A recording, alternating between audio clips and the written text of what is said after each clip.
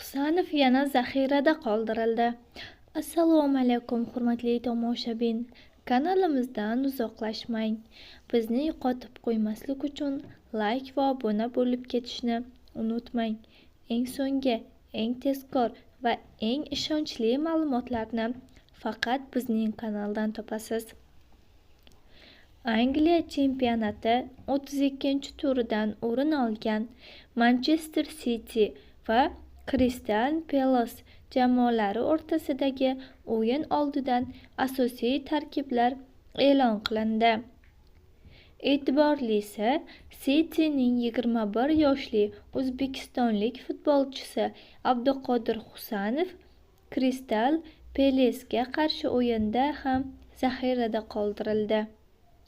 Husanov jamoasining 31-turidagi o'yinida ham zaxirada qolib, maydonga tushmagan edi.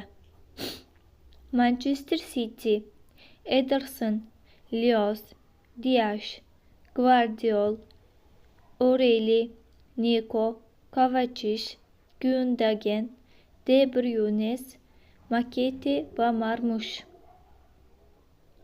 Ma'lumot uchun, Manchester City Crystal Palace o'yinini Toshkent vaqti bilan 16:30 ga start oladi.